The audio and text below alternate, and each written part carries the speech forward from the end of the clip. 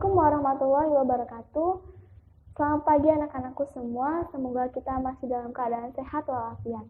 Pada pembelajaran hari ini, Ibu akan menyampaikan mata pelajaran Al-Quran Hadis tentang hadis keseimbangan dunia dan akhirat. Pada pembelajaran hari ini, kita akan menelaah 3 hadis yang ada di samping. Hadis yang pertama, Ibu akan membacakan artinya. Hadis yang pertama yang berarti, bukanlah orang yang baik di antara kamu yang meninggalkan kepentingan dunia untuk mengejar akhirat atau meninggalkan akhirat untuk mengejar dunia, sehingga dapat memadukan keduanya. Sesungguhnya kehidupan dunia menghantarkan kamu menuju kehidupan akhirat. Janganlah kamu menjadi beban orang lain. Hadis riwayat Ibnu Asakir dari An-Nas. Lalu hadis yang kedua yang artinya, mukmin yang kuat lebih baik dan dicintai oleh Allah daripada mukmin yang lemah. Sedangkan pada masing-masing ada kebaikannya. Bersemangatlah kamu untuk mencapai sesuatu yang bermanfaat bagi kamu. Bermohonlah kepada Allah dan janganlah kamu merasa tak berdaya. Hadis riwayat Muslim dari Ibnu Hurairah. Dan hadis yang ketiga yang artinya, sungguh jika salah seorang di antara kamu membawa seutas tali untuk mencari seikat kayu bakar, lalu kayu itu dijual sehingga Allah mencukupi kehidupannya, dengan hasil jualannya itu lebih baik daripada meminta-minta kepada orang lain, baik diberi atau ditolak. Hadis riwayat Bukhari. Dan selanjutnya pada poin yang kedua, yaitu tentang keterkaitan kandungan hadis dalam perilaku keseimbangan hidup di dunia dan akhirat. Hadis yang pertama yaitu mengajarkan kita tentang keseimbangan dalam perhatian terhadap kehidupan dunia dan akhirat. Jadi, tidak benar meninggalkan dunia dalam kepentingan akhirat, begitu pula sebaliknya. Tidak benar meninggalkan kepentingan akhirat untuk kepentingan dunia. Islam melarang kepada pemeluknya menjadi beban orang lain. Itu berarti mendorong untuk hidup mandiri dan berusaha. Lalu, hadis yang kedua,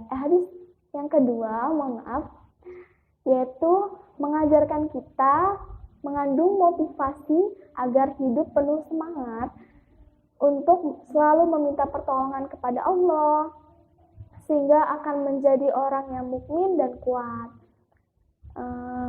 Karena orang yang mukmin yang kuat lebih baik dan dicintai oleh Allah Subhanahu wa Ta'ala.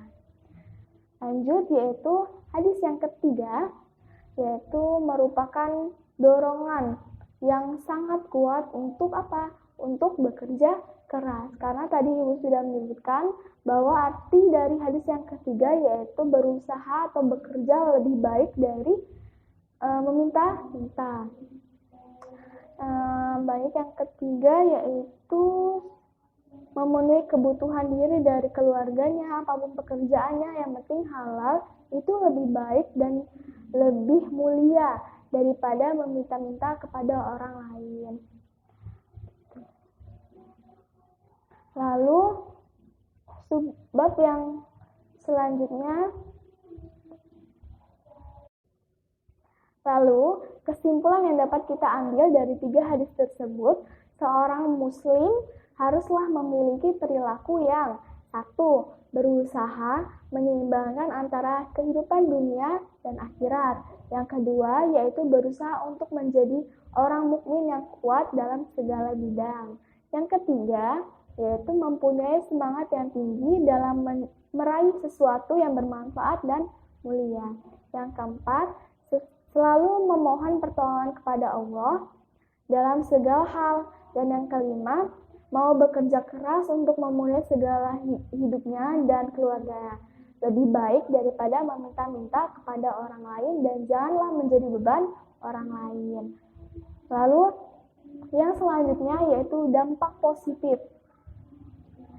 Dampak positif dari ketiga hadis tersebut yaitu Yang pertama, akan tercapainya kebahagiaan hidup dunia dan akhirat. Yang kedua, dapat memenuhi kebutuhan hidup sendiri, sehingga tidak meminta-minta dan menjadi beban orang lain. Yang ketiga, yaitu memiliki pribadi yang mandiri. Yang keempat, menjadi mukmin yang kuat dalam segala bidang. Yang kelima, terasa selalu dekat dengan Allah Subhanahu wa Ta'ala yang pasti ya. Dan yang keenam, dapat memperjuangkan Islam dalam kekuatan yang maksimal. Yang terakhir atau yang ketujuh, menjadi orang yang terhormat sehingga tidak menjadi bahan cemoohan orang lain, disegani oleh orang-orang lain dari musuh-musuh Islam sehingga tidak senantiasa diganggu oleh mereka. Lalu yang selanjutnya adalah perilaku yang mencerminkan keseimbangan hidup dunia dan akhirat. Perilaku apa aja itu, Bu? Yang pertama adalah berusaha secara wajar dalam mencapai kesejahteraan hidup di dunia dan tidak terlampaui hawa nafsu untuk mencapainya, atau tidak berlebih-lebihan dalam mencapai segala sesuatu. Yang kedua yaitu tidak tampak terlampaui batas gembira sampai melebihi batas kewajiban bila dapat memperoleh keuntungan dunia. Nah, itu sama saja dengan yang pertama tadi ya. Yang pertama tadi tidak terlalu bernafsu untuk melampauinya, dan yang kedua tidak terlalu gembira jika sudah mencapai tujuan tersebut gitu, apalagi itu tujuan untuk dunia. Lalu yang ketiga, tidak terlampau bersedih jika belum dapat mencapai kesejahteraan hidup dunia dengan tetap bersabar dan berusaha. Nah, ini berkaitan dengan yang kedua tadi. Yang kedua tadi tidak terlalu bergembira jika sudah mencapai, dan yang ketiga yaitu tidak terlalu bersedih jika belum bisa mencapai gitu. Yang keempat yaitu pandai-pandai mensyukuri nikmat Allah yang diterima dengan cara mengamalkannya, memanfaatkannya sesuai dengan petunjuk agama. Yang kelima, gemar mengeluarkan sebagian harta, tenaga, pikiran untuk kepentingan agama dan kemanusiaan, atau untuk kepentingan akhirat dan dunia pastinya. Dan yang terakhir yaitu rajin dan tekun beribadah di samping berusaha mencapai penghidupan. Jadi tidak hanya berdoa, tetapi kita juga harus rajin berusaha dan terus berdoa begitu.